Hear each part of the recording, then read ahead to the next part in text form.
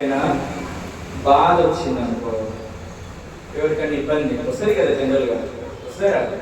ఏమన్నా కష్టమో, ఇబ్బందో, బాధ, శ్రమో, వేదనో ఏదో ఒకటి వస్తుంది కదా. వచ్చినప్పుడు జనరల్గా మనం వెళ్ళి వాడు బట్టలు లేనటువంటి స్థితిలో ఉన్నాడు అనుకుంటా, ఆ బాధలో ఉన్నాడు. ఆయన ఏం కొనుక్కోలేనటువంటి బాధలో ఉన్నాడు. బట్టలు లేనటువంటి స్థితిలో ఉన్నప్పుడు మనం వెళ్ళేసి మంచి బిర్యానీ తిందా అని చెప్పినాం అనుకో, వాడు ఆదరణ పొందుతాడా? రోగంతో ఉన్నాడు అనుకో, వాడి దగ్గరికి వెళ్ళేసి ధర మనము బీచ్కి వెళ్దాంరా అని చెప్పేసి అన్నాం అనుకో, వాడు కుదురుబాటు అవుతాడా? లేదు. ఈ విధంగానే కొన్ని సందర్భాలలో కానీ దేవుని యొక్క మహత్వ కలిగినటువంటి సృష్టి ద్వారా పాల్గొని పెట్టుకుంటే దేవుడు తన యొక్క సృష్టి ద్వారా మనకు ఆదరణ కలిగిస్తాడు. సృష్టి ద్వారా మనకు ఆదరణను కలిగిస్తాడు అనేటువంటి విషయాన్ని మనం నేర్చుకోవడానికి ప్రయత్నం చేద్దాం. దేవుడు సృష్టి ద్వారా మనకు ఆదరణను కలిగజేయగలడు అనేటువంటి విషయాన్ని ఈరోజు తెలుసుకోవడానికి ప్రయత్నం చేద్దాం. గ్రంథంలో యోగు ఎంతమందికి తెలుస్తున్నాను? అయ్యో, ఇద్దరికైనా? యోగు అయ్యో, నలుగురికైనా? అయ్యో, 10 మందికైనా? మంచిది, దేవుడి స్తోత్రం. అందరికీ తెలుసు అంట యోగు గురించి. మంచిది. యోగుకి ఏమైంది? శోధన వచ్చింది, శ్రమ వచ్చింది కదా. వచ్చిందా అమ్మా? యోగు శ్రమ వచ్చిందా? యోగు శ్రమ వచ్చినప్పుడు పాపం ఆయన ఎక్కడ కూడా పొరపాటుగా మాట్లాడలేదు. వాళ్ళ భార్య చెప్పినా కానీ ఏం మాట్లాడలేదు. అమ్మ మూర్ఖురాలు మాట్లాడినట్టు నువ్వు మాట్లాడుతున్నావు, కానీ దేవుడి నుంచి మనకి మేలే పొందుకోవాలన్నా కీర్తైతే పొందొద్దా, యెహోవా ఇచ్చారు, యెహోవా తీసుకొని పోయాను అని చెప్పేసి ఇటువంటి మాటలు పలికింటే ఎక్కడ కూడా ఆయన అపరాధం చేయలేదు మనకు తెలుసు. అయితే ఆ లోపల బాధ ఉంటది కదా, అయ్యో ప్రభువా నేను ఇంత మంచిగా ఉన్నానే, ఇంత యథార్థంగా ఉన్నానే, ఇంత నీతిమంతుడిగా ఉన్నానే, అయినా కానీ నువ్వు నాకు ఎందుకు నా చెయ్యి విడిచావు అనేటువంటి బాధ ఉంటుందా ఉండదు? ఎప్పుడైనా మనం దేవుడిలో సవ్యంగా వెళ్తున్నాము, చాలా మంచిగా ఉంటున్నాము, ఉండేటువంటి క్రమంలో కూడా మనకి ఏదైనా కష్టం వచ్చిందనుకోండి, అప్పుడు మనం ఏమో అయ్యో ప్రభువా ఎందుకు నాకు ఇటువంటి శ్రమించావు అనుకుంటామో అనుకోము జనరల్గా. ఇక్కడ యోగు ఆ మాటలు అనుకున్నాడు. ఒకసారి అవి చూసిన ప్రయత్నం చేద్దాము. యోగు గ్రంథము 3వ అధ్యాయం 11వ వచనాన్ని చూద్దాం. 2-3 వచనాలు చూసుకుందాం. యోగు ఎట్టి విధంగా పాపం తాను సఫర్ అవుతున్నాడో ఈ యొక్క మాట ద్వారా మనకు తెలుస్తుంది. యోగు గ్రంథం 3వ అధ్యాయం 11వ వచనాన్ని చూద్దాం. యెమనీయుడైన ఎలీఫజు, షూయుడైన బిల్దరు, నయమాతీయుడైన జోఫారు అను యోగు ముగ్గురు స్నేహితులు అతనికి సంభవించిన ఆపదలన్నిటిని గూర్చి వినిన వారై అతనితో కలిసి దుఃఖించుటకును అతనిని ఓదార్చుటకును. ఇగో ఈ వచ్చినటువంటి శ్రమను బట్టి ముగ్గురు స్నేహితులు వచ్చారు. ఆ సంగతి మనకు తెలుసు. ఎవరు వచ్చారో ఓదార్చడానికి. మనకు కూడా ఏమైనా శ్రమ వచ్చినప్పుడు, కష్టం వచ్చినప్పుడు ఏం చేస్తారు? సహోదరులు, సహోదరిలో, మరి మన బంధువులు, మన స్నేహితులు ఎవరో ఒకరు వచ్చి మనల్ని కూడా ఆదరిస్తారు. అట్లనే యోగుకి శ్రమ వచ్చినప్పుడు ఎంతమంది వచ్చారంట? వాళ్ళ స్నేహితులు, 3 స్నేహితులు వచ్చారు ఆయన దగ్గరికి. ఇప్పుడు ఒకసారి 13వ అధ్యాయం కదా, యోగు గ్రంథం 13వ అధ్యాయము 23 నుంచి 24 వచనాలు చదువుతున్నాం. యోగు గ్రంథము 13వ. నా దోషములు మంచిది. నా దోషములెన్ని? నా దోషములు ఎన్ని? నా పాపములెన్ని? నా పాపములెన్ని? నా అతిక్రమమును నా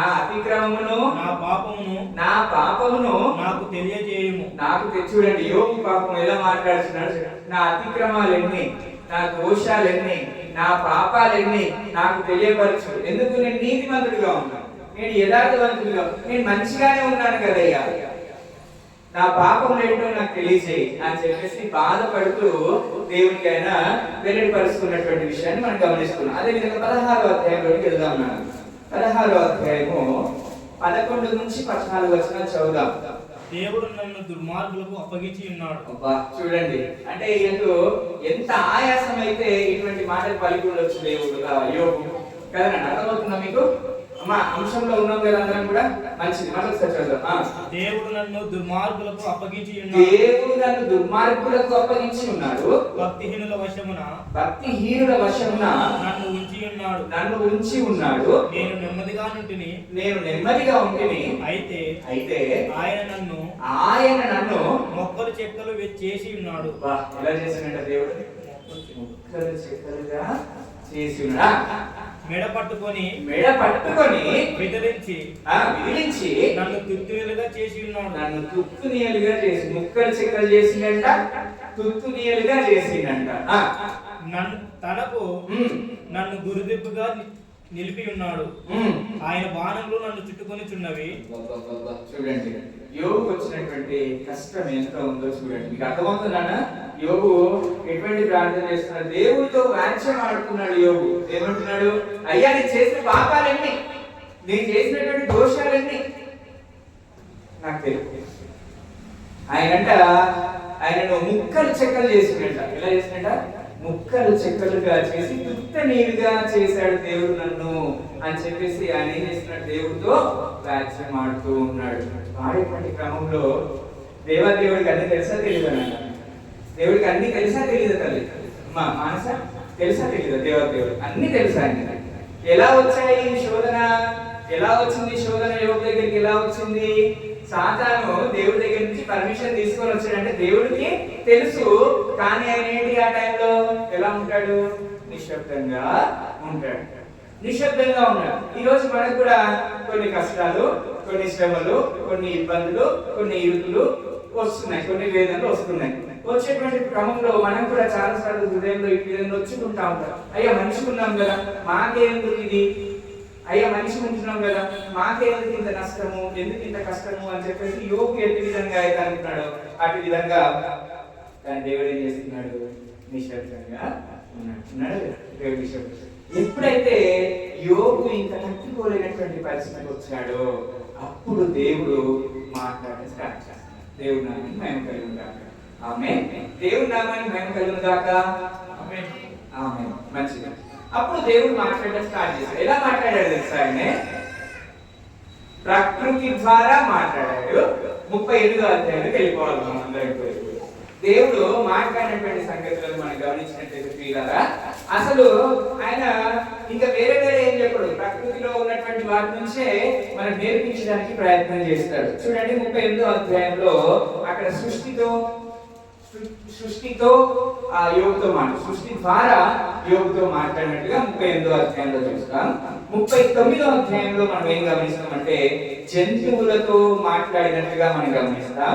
39-40 వచనాల్లో కూడా జంతువులు, పక్షులతో దేవుడు మాట్లాడినట్టుగా మనము గమనిస్తూ ఉంటాం. అప్పుడు 41వ వచనంలో తిరిగి మన జంతువుతో మాట్లాడినట్టుగా చూస్తాం. ఆ తర్వాత 42లో యోగు పశ్చాత్తాపాన్ని చూస్తాం.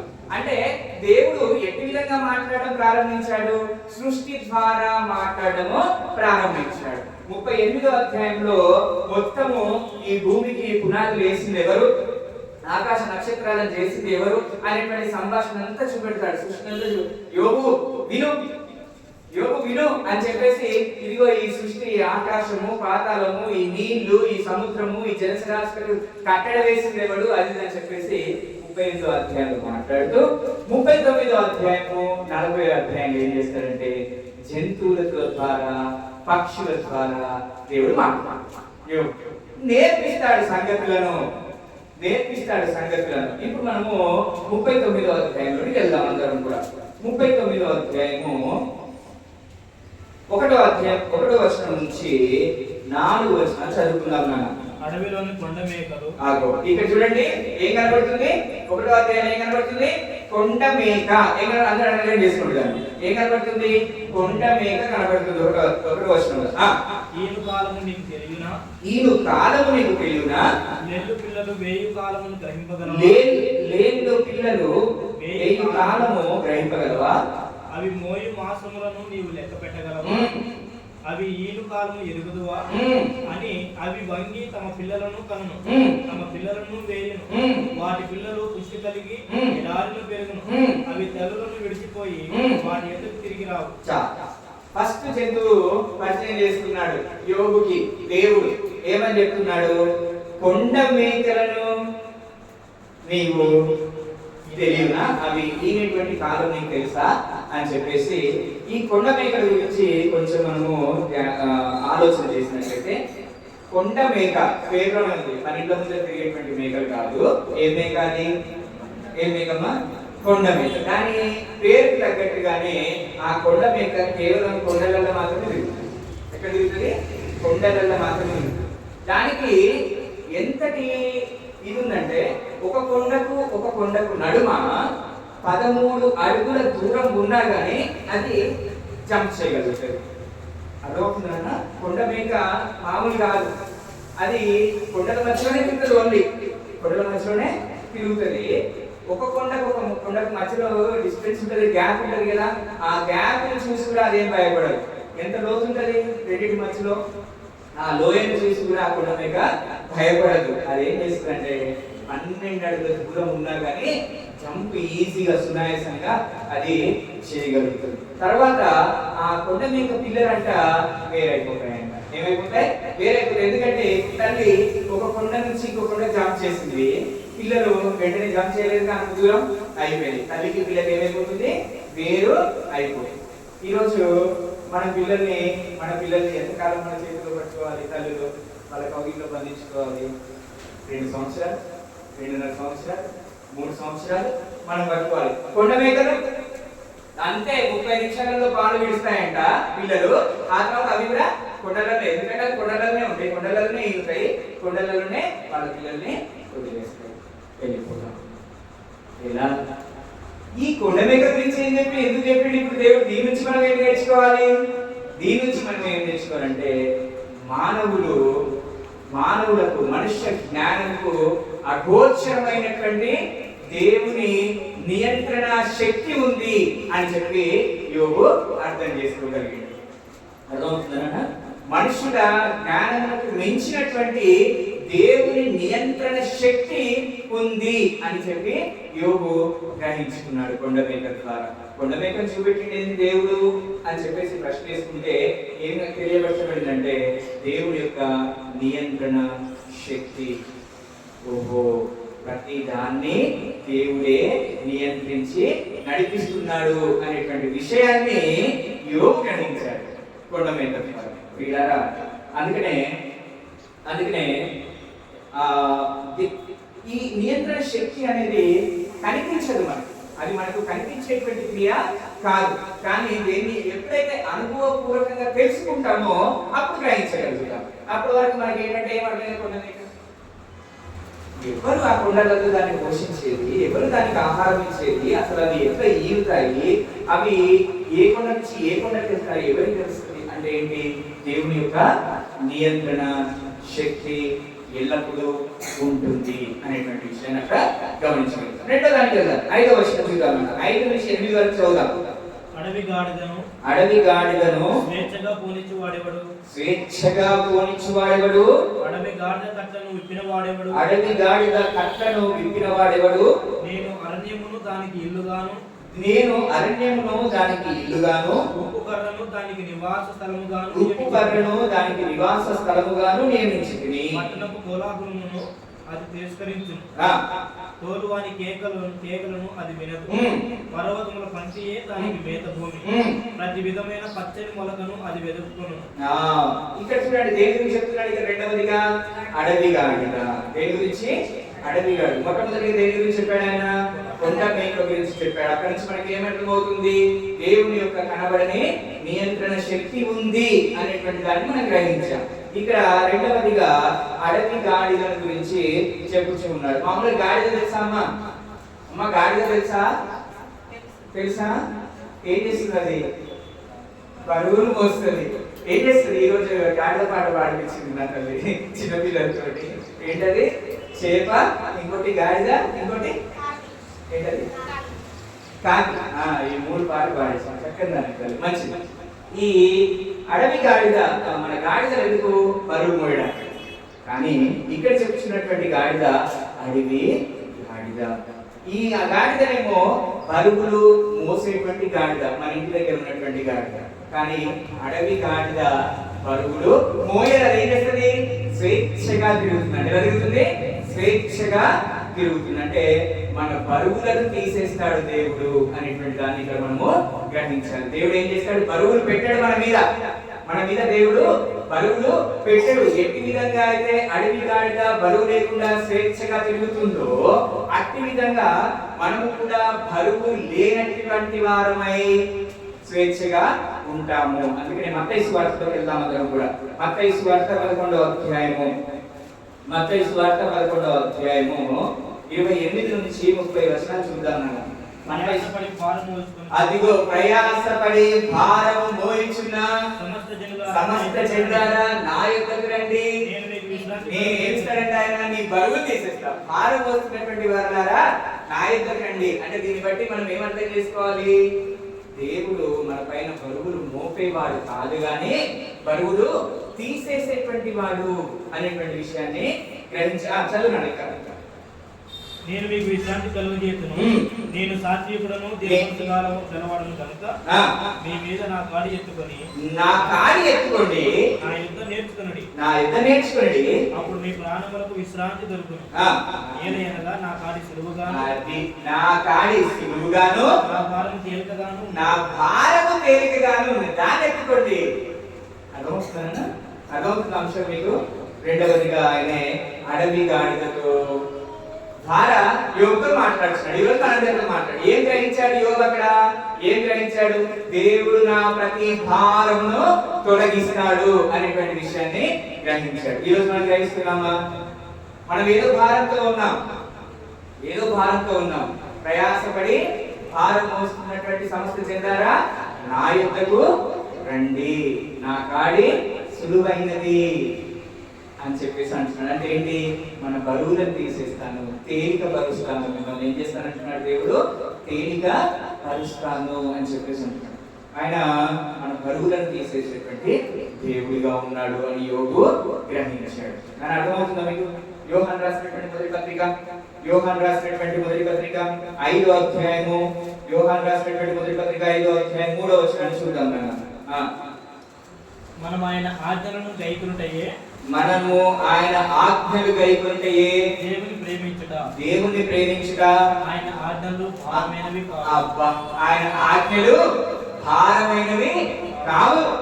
ఆయన ఆజ్ఞలు భారంగా ఉన్నటువంటి వీరందరూ ఎక్కడికి రావాలండి? ఇప్పుడు ఆ దేవుని దగ్గరికి, లేదంటే క్రీస్తు దగ్గరికి వచ్చినట్లయితే మన భారం అంతా తీసేస్తాను అని చెప్పేసి మరి ఎలా చెప్తున్నాడు? అడవి గాడిదల ద్వారా దేవుడు మాట్లాడుతూ ఉన్నాడు. వీళ్ళరా మనం దేవుని దగ్గరికి వస్తే అమ్మో క్రైస్తవ జీవితం అంటే చాలా కష్టం, చాలా బరువైనది అని చెప్పేసి, అమ్మో చాలా ఆజ్ఞలు ఉంటాయి, అవన్నీ పాటించాల్సి వస్తుంది అని చెప్పేసి భయపడుతున్నాము అంటే దేవుడిని ఇంకా మనం సరిగ్గా అర్థం చేసుకోవట్లేము అని అర్థం.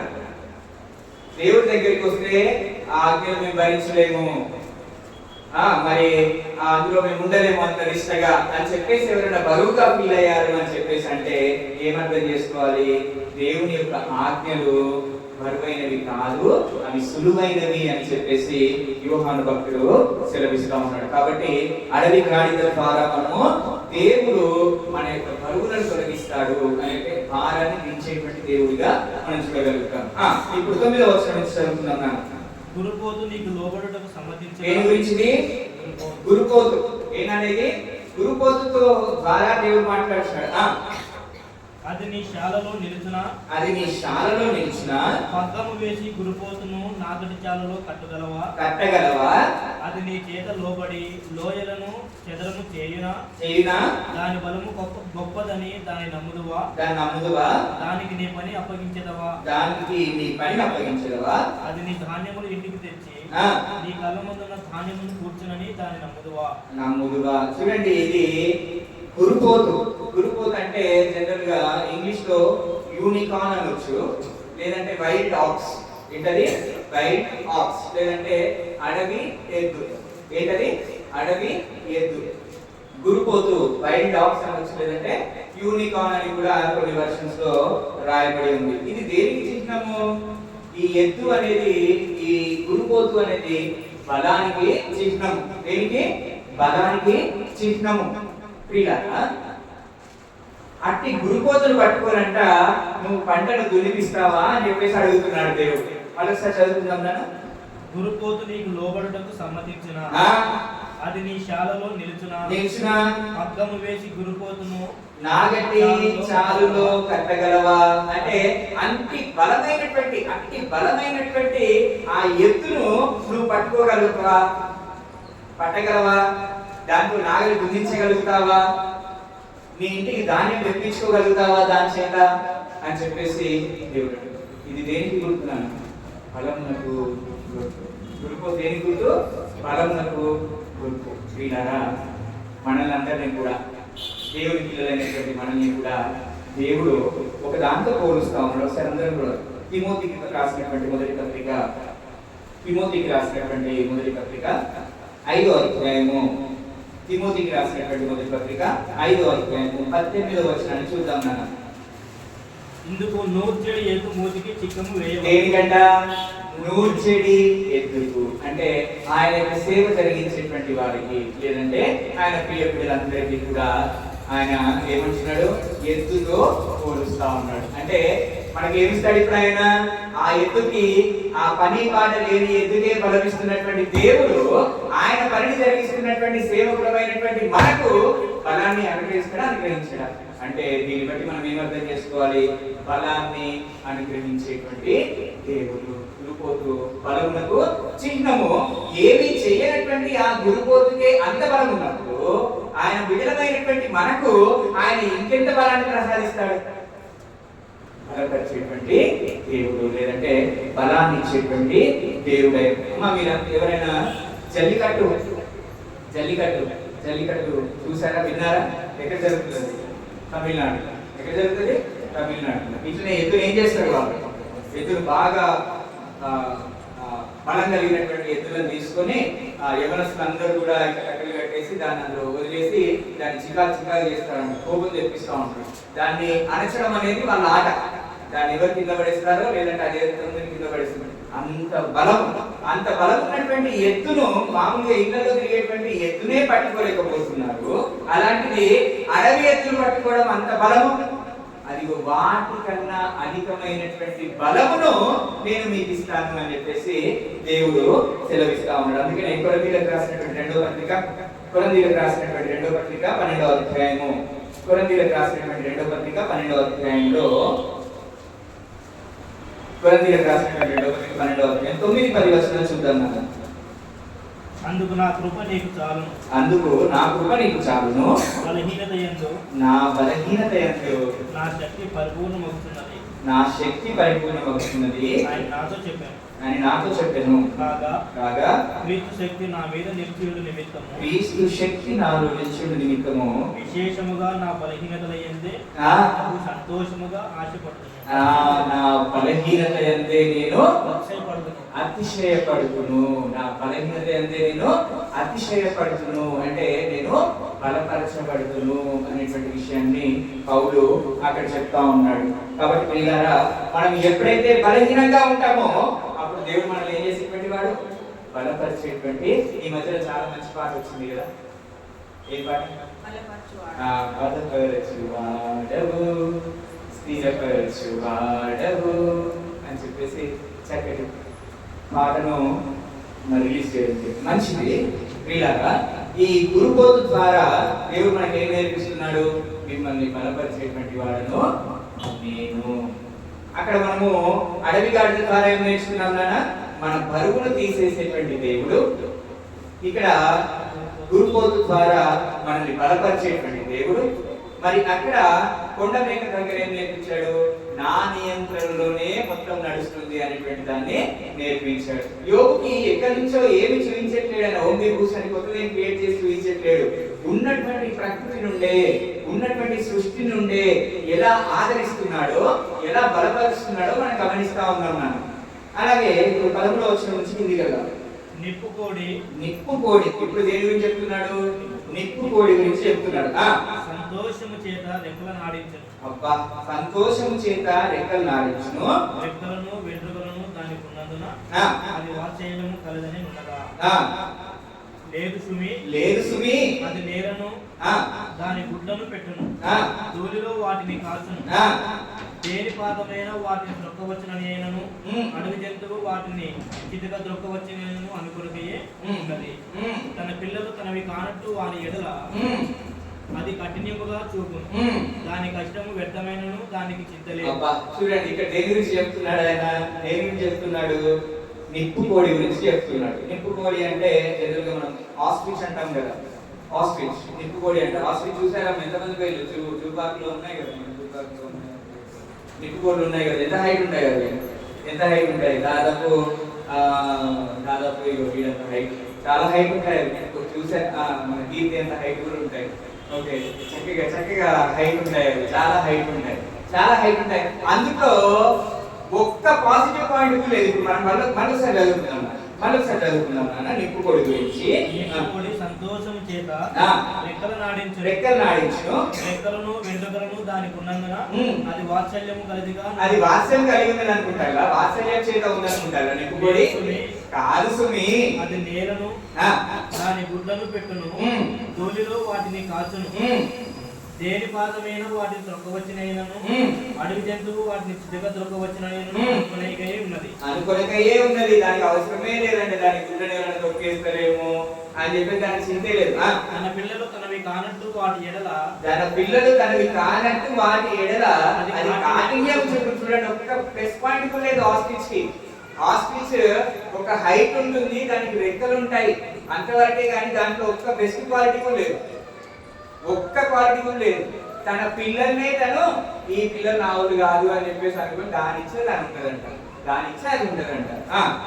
దాని కష్టము వ్యర్థమైనను దానికి చింత అది ఎంత కష్టపడి ఆ కష్టం వ్యర్థమైన దాన్ని చూడండి. ఒక్కటైనా మంచి పాయింట్ దొరికింది ఇప్పటివరకు ఆస్ట్రిచ్ గురించి?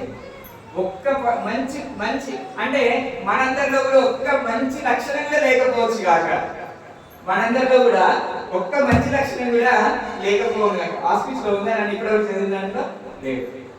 దాని రెక్కలు ఉంటాయి, హ్యాపీ. అది గుడ్లు పెడుతుందంటే దూరిలో వదిలేస్తుందంట.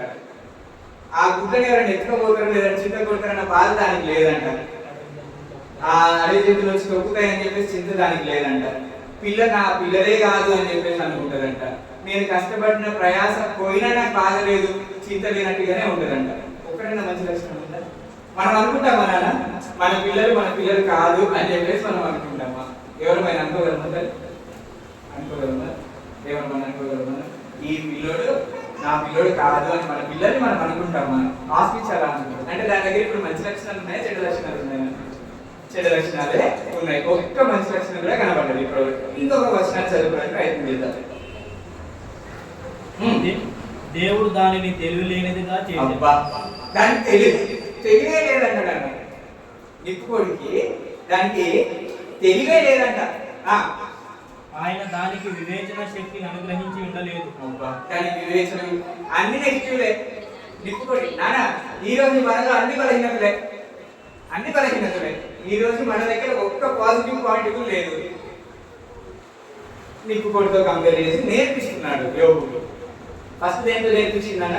కొండ మీదలో నేర్పించిండు. ఏమని నేర్పించిండు?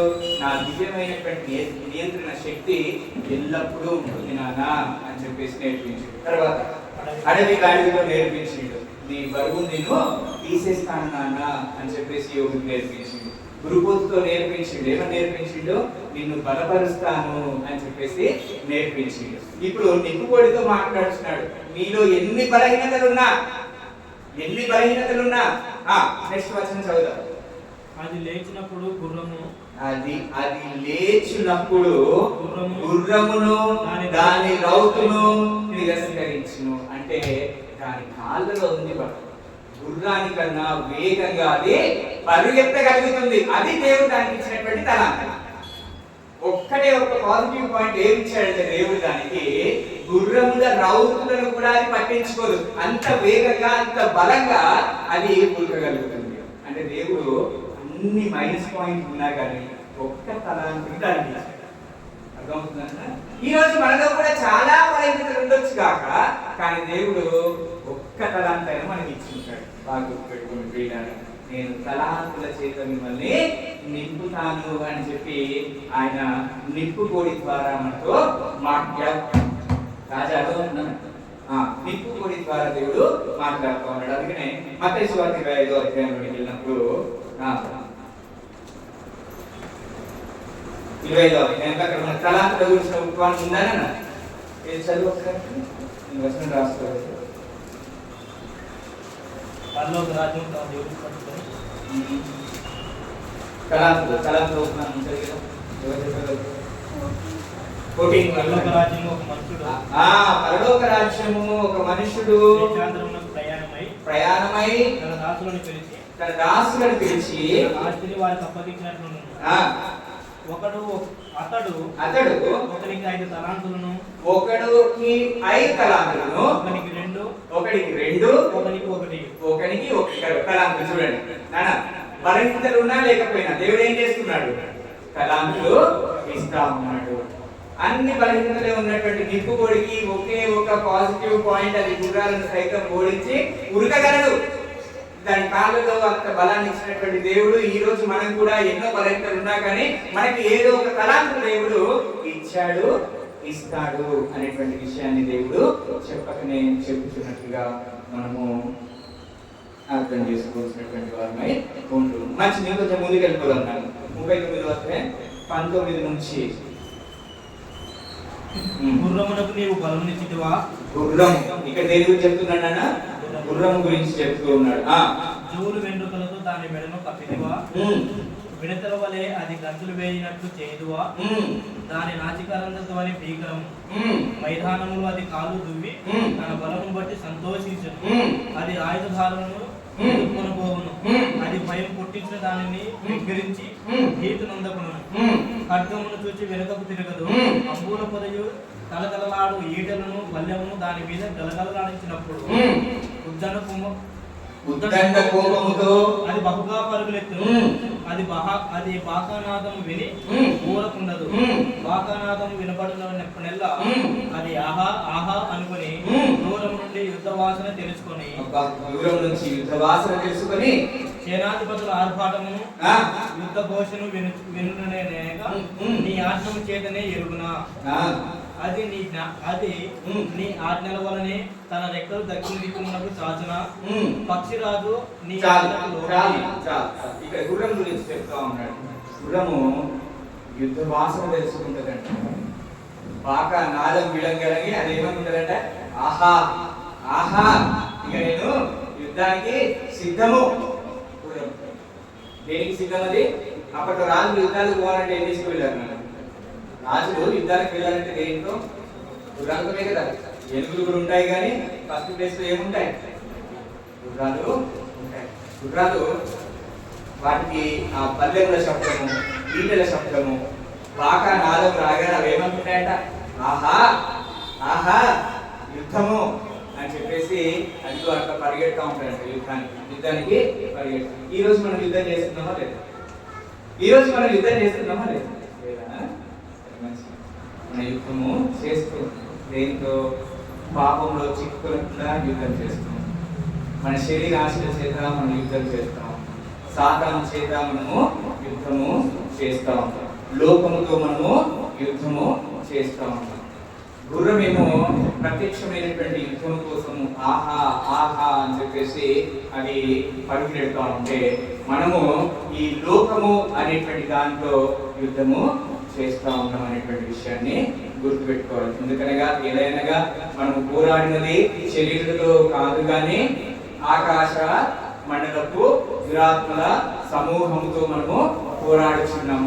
అంటే మనం కూడా యుద్ధంలో ఉన్నాం. ఏ యుద్ధంలో ఉన్నాము? లోకము అనేటువంటి యుద్ధంలో ఉన్నాము. మరి పాపము అనేటువంటి యుద్ధం చేస్తూ ఉన్నాము. సాతానుతో మనం ఎల్లప్పుడూ యుద్ధము చేస్తూ ఉన్నాం.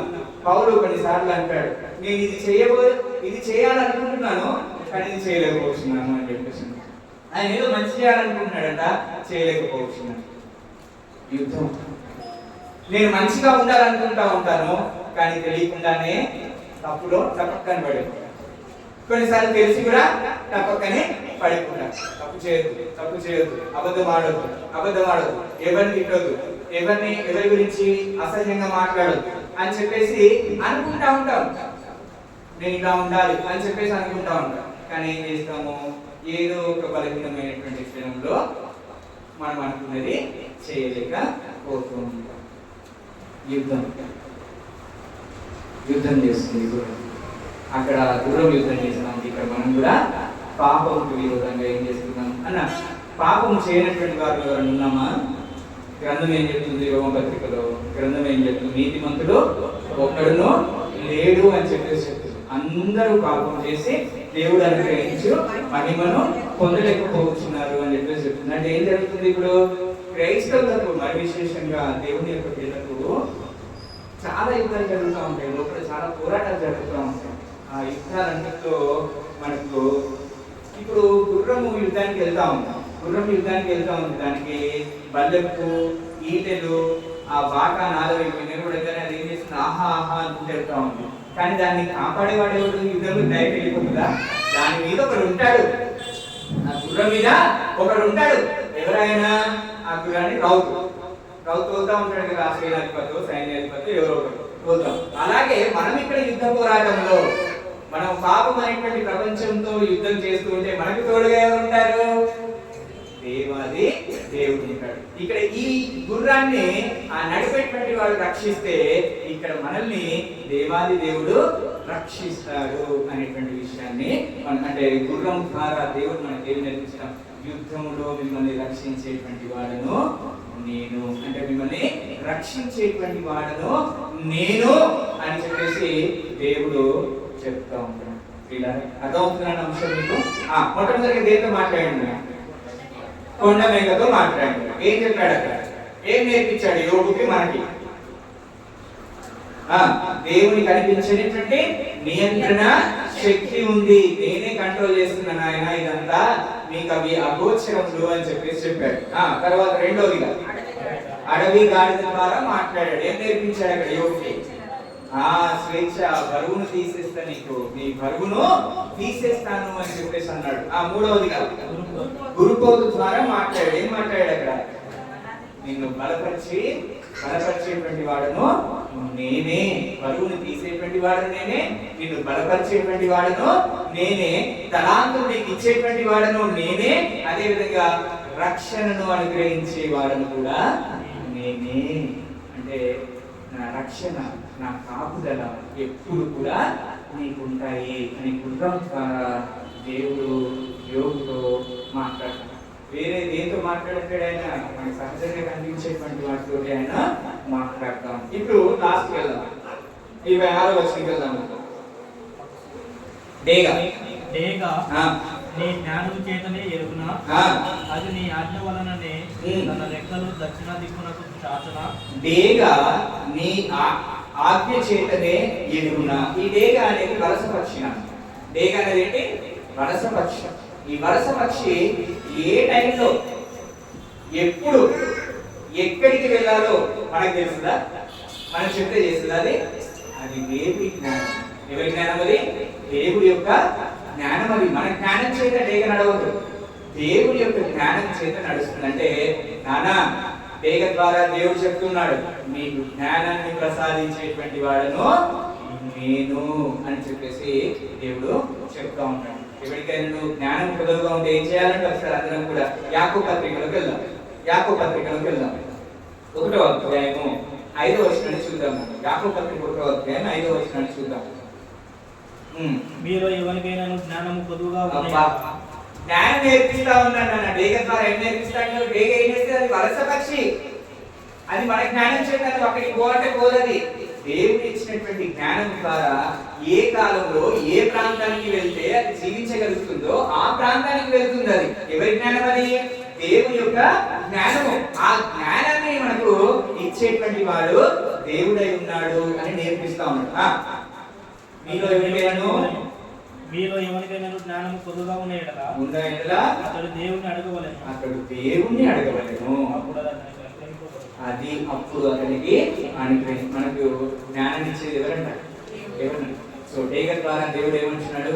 నీకు జ్ఞానాన్ని ఇచ్చేటువంటి వాడును నేను అని చెప్పేసి మాట. చివరిలో ఒకటి పుస్తకం ముగించుకున్నాం. 27వ వచనంకి వెళ్దాం. పక్షిరాజు నీ ఆజ్ఞకు లోబడి ఆకాశ మీదకి ఎక్కున, తన గూడు ఎత్తైన చోటను కట్టుకొనునా, అది రాతి కొండ మీద నివసించును. కొండపేట మీదను ఎవరును ఎండజాలను ఎత్తు చోటను గూడు కట్టుకొను. అక్కడి నుండి తన ఏరను వెతుకను. దాని కన్నులు దానిని దూరం నుండి కనిపెట్టును. దాని పిల్లలు రక్తము పేర్చును. అతులైన వారు ఎక్కడ నుందరో అక్కడనే అది ఉండదు. చూడండి, ఇక్కడ పక్షిరాజు ద్వారా దేవుడు మాట్లాడుతూ ఉన్నాడు. పక్షిరాజు అంటే ఈగల్ అంటే గ్రద్ద. ఏంటది? గ్రద్ద. ఈ గ్రద్ద ఏం చేస్తుందన్నా 3 కిలోమీటర్ల డిస్టెన్స్ లో ఉన్నటువంటి ఆహారాన్ని వదిలి పట్టుకోగలుగుతారు. 3 కిలోమీటర్లు అంటే 3 కిలోమీటర్లు అంటే ఇక్కడ నుంచి మన రామదేవ్ కూడా వరకు పెట్టుకుందామా, అక్కడ వరకు పెట్టుకుందామా, అంత దూరం అంటే అంత హైట్ 3 కిలోమీటర్ల హైట్ నుంచే దాని ఆహారాన్ని చూడగలుగుతుంది ఈ పక్షి రాజు లేదంటే గ్రద్ద. మనము 3 మీటర్ల దూరంలో ఉన్నటువంటి గ్రంథాన్ని కూడా చూడలేవు. అయ్యో నువ్వు పక్కకే పెట్టావు. 3 మీటర్లు కాదు కదా, 1 మీటర్ కూడా చూడలేవు అని చెప్పేసి రమేష్ అదే చెప్తాడు. మంచిది. గ్రద్ద ఏం చేస్తాడన్నా 3 కిలోమీటర్ల ఎత్తు నుంచి కూడా తన ఆహారం అది చూసుకొని అంతే షార్ప్. కోడి పిల్లలు ఎంత ఉంటాయి మనకి, కొంచెం దూరం పోతే కనపడవు, కానీ అంత పై నుంచి వచ్చి అటాక్ చేసి ఆ కోడి పిల్లని ఎత్తుకొని పోతుంది కదా. అంతేకాకుండా అంతే అటాక్ చేసి సముద్రంలో ఉన్నటువంటి చేపను కూడా అది పక్కన తీసుకొని వెళ్ళిపోగలుగుతుంది. దీన్ని బట్టి మనకి ఏమర్థం అవుతుంది అంటే ఎత్తైన ఈ గ్రద్ద ఎప్పుడు కూడా కింద ఉండదు. ఎప్పుడు ఎక్కడ ఉంటుంది? ఉన్నతమైనటువంటి స్థలంలో. ఎక్కడ ఉంటుంది గ్రద్ద? ఉన్నతమైనటువంటి స్థలాల్లో పైన ఉంటది, ఎత్తైనటువంటి స్థలాల్లో ఉంటది. ఎత్తైన చోట్లనే అది గుడ్లు పెడుతుంది, ఎత్తైన చోట్లనే అది గూడు కట్టుకుంటది. దేనైనా సరే తీసుకొని పోయినా కానీ ఎత్తైన స్థలంలోనికి అది వెళ్ళి తింటది తప్ప ఎప్పుడు కూడా ఇది కాదు. దీన్ని బట్టి దేవుడు మనకు నేర్పించినటువంటి మాట, మిమ్మల్ని ఎప్పుడు కూడా ఎత్తైనటువంటి స్థలంలోనే నేను ఉంచుతాను. దేవుని నామానికి మహిమ కలుగును కాక. అందుకని మనం పాట పాడుకుంటాం కదా, నా కాళ్ళను ఎడి కాలుగా చేసి ఎత్తైన స్థలములు శక్తితో నిలిపి, నా కాళ్ళను ఎడి కాలుగా చేసి ఎత్తైన స్థలములు శక్తితో నిలిపి, రక్షణ కేడెము నాకాందించి, రక్షణ కేడెము నాకాందించి, ఆశయముగ తన పాశము చేసిన, ఆశయముగ తన పాశము చేసిన యెహోవా నా బలమా, యథార్థమైనది నీ మార్గం, పరిపూర్ణమైనది నీ మార్గం. కాబట్టి పిల్లరా ఎప్పుడు కనుక ప్రకృతి నుంచి దేవుడికి పిల్లలు మాట్లాడారు. ఫస్ట్ సృష్టించి పెట్టినాడు 38వ అధ్యాయంలో. 39-40 అధ్యాయాలలో దేవుడు జంతువుల ద్వారా పక్షుల ద్వారా యోగుకి కొన్ని సంగతులను నేర్పించాడు. ఆ సంగతులు ఈరోజు మనము నేర్చుకున్నామా లేదు? ఈరోజు మనకు కూడా కష్టం వచ్చింది. మన ఇంటి దగ్గర ఏముంది? కోడి ఉంది. మన ఇంటి దగ్గర ఏముంది? కోడి ఉంది. కోడిని చూసి నేర్చుకున్నాం మనం కూడా. కోడిని చూసి నేర్చుకున్న కోడి ఏం చేసింది? తన పిల్లల్ని రెక్కల కింద కాపాడు. దేవుడిగా తల్లి తన చంటి బిడ్డను మనుషున వారైనా మనుషులు కానీ అని చెప్పేసి దేవుడు అంటే మనకు కనబడేటువంటి ప్రతి దాంట్లో దేవుడి యొక్క ఉద్దేశాన్ని మనం కనుక్కున్నట్లయితే మనం చాలా ఆదరణ పొందగలుగుతాము. మనకు వచ్చేటువంటి శ్రమలుగా మనకు కనిపించాయి. ఇప్పుడు సపోజ్ మన ఇంటి దగ్గర కుక్కలు ఉన్నాయి. కుక్కలను బట్టి ఏం నేర్చుకోవచ్చు? కుక్కకి ఏం పేరు ఉంది? విశ్వాసం గల జంతువు. అంటే ఏం నేర్చుకోవచ్చు మనము? దేవుని యందు మనం ఎట్లా ఉండాలంట? విశ్వాసం కలిగి ఉండాలి అనేటువంటి విషయాన్ని మన ఆవు ఉంటుంది. మన ఇంటి ఆవు ఉంటుంది. ఆవు ఎలా ఉంటుంది? చాలా సాధువుగా ఉంటుంది. అంటే దేవుడి దగ్గర మనం ఎలా ఉండాలి? సాత్వికంగా ఉండాలి అనేటువంటి విషయాన్ని మనము నేర్చుకోవాలి. దేవుడు కలగజేసినటువంటి సృష్టిని బట్టి మనము ఆయన ఉద్దేశాన్ని, ఆయన చిత్తాన్ని కనుగొనగలగాలి. కానీ ఆ సృష్టిని పూజింపకూడదు. సూర్యుని చూసి అబ్బ దేవుడు ఎంత గొప్పగా వెలిగించేటువంటి పెద్ద జ్యోతిని చేసిండు అని చెప్పేసి వెలుతురుని ఆయన పూజించొద్దు. కానీ దేవుడు చేసిన దాన్ని బట్టి ఆయనను కీర్తించాలి, సృష్టిని పూజించనే. అందుకే రోమిలకు రాసినటువంటి 13వ అధ్యాయంలోకి వెళ్దాం. రోమపత్రిక 1వ అధ్యాయము 18-20 వచనాలు చదువుతున్నాం. రోమపత్రిక 1వ అధ్యాయం. సత్యమును అడ్డగించి మనుషుల యొక్క సమస్త భక్తిహీన మీదను దుర్నీతి మీదను దేవుని కోపము పరలోకం నుండి బయలుపరచబడుతున్నది. ఎందుకనగా దేవుడి గురించి తెలియ సత్యమైనది ఏదో అది వారి మధ్య విశదమై ఉన్నది. దేవుడు అది వారికి విశదపరిచింది. ఆయన అదృశ్య లక్షణములు అనగా ఆయన నిత్యశక్తియు దేవత్వమును జగదుత్పత్తి మొదలుకొని సృష్టింపబడిన వస్తువులను ఆలోచించడం వలన దేన్ని ఆలోచించడం వలన సృష్టించబడినటువంటి సృష్టిని బట్టి ఆలోచన చేస్తే ఆయన దేవత్వం మనకు అర్థమవుతుంది. అంతేగాని సృష్టిని పూజించకూడదు. నాన్న బాగా గుర్తుపెట్టుకోండి, సృష్టిని పూజించకూడదు. దాన్ని చేసినటువంటి సృష్టికర్తని మనము ఆరాధించబద్ధమై ఉన్నాం, కానీ సృష్టిని మనము అస్సలు కూడా పూజించకూడదు. కానీ ఇప్పుడు ప్రతి జంతువుకి ఒక నామం పెట్టేసి దేవుడు చేసుకుంటున్నారు, ప్రతి పక్షికి ఒక పేరు పెట్టేసి దేవుళ్ళని చేసేసుకుంటున్నారు. అటువంటి పరిస్థితుల్లో మనం ఎన్నడూ కూడా చిక్కుకొనకూడదు. కానీ దేవుని యొక్క ఉద్దేశాన్ని సృష్టి ద్వారా మనం కనుక్కొని ఆదుకుంటాం. అది గ్రహించినటువంటి యోగు అది గ్రహించాడు. యోగు కష్టం వచ్చినా మనం ఎక్కడ స్టార్ట్ అయ్యాము? యోగు కష్టం వచ్చింది, దేవుడితో ఆయన బాధను చెప్పుకున్నాడు. చెప్పుకున్నప్పుడు దేవుడు ఏం చేశాడు? సృష్టిని చూపించి యోగుతో మాట్లాడాడు. సృష్టిని చూపెట్టి యోగుతో మాట్లాడాడు. ఇప్పుడు యోగు ఎలా అయ్యాడో చూద్దాం, చూసి ముగించుకుందాం. 42వ అధ్యాయంలోకి వెళ్దాం. మనం అందరం యోగు గ్రంథం 42వ.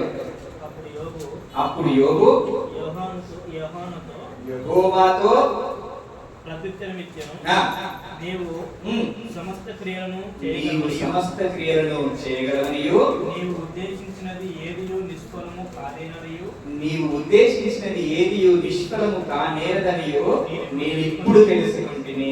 చూడండి, యోగు ఒప్పుకున్నాడు, దేవుని యొక్క శక్తిని ఒప్పుకున్నాడు.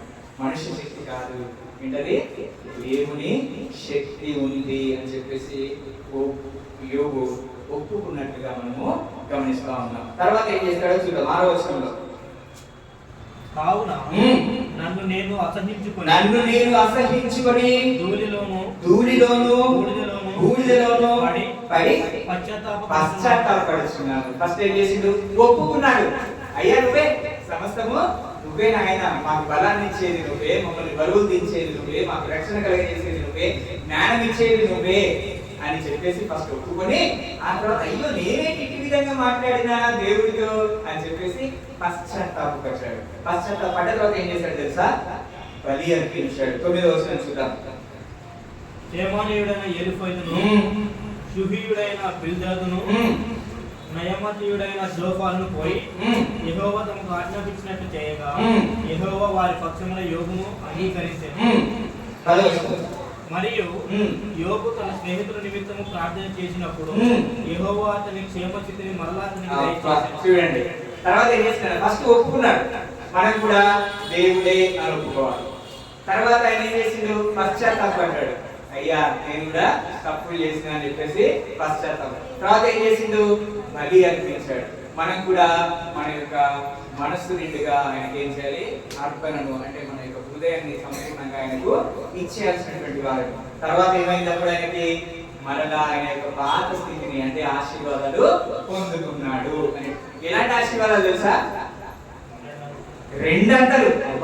రెండంతల ఆశీర్వాదాలు ఆయన పొందుతున్నట్టుగా మనం గమనించుకున్నాను. దీన్ని బట్టి మనకి ఏమవుతుంది? ప్రకృతి ద్వారా దేవుడు మనకు వచ్చినటువంటి శ్రమల నుంచి తప్పించగలరు. వాటిని ఆలోచించడం ద్వారా మనము ఆ యొక్క కష్టం నుంచి సేవ చేయగలుగుతాం. కాబట్టి సృష్టి వైపు కాకుండా సృష్టికర్త వైపు చూసినట్లయితే, ఆయన సృష్టించినటువంటి వస్తువుల ఉద్దేశములు మనం గమనించినట్లయితే ఆదరణ పొందగలుగుతాము. వేదనల నుంచి, కష్టాల నుంచి, శ్రమల నుంచి మనము బయటికి రాగలుగుతాం. అటు కృప దేవుడు మనందరికీ అనుగ్రహించును గాక. ఆమేన్.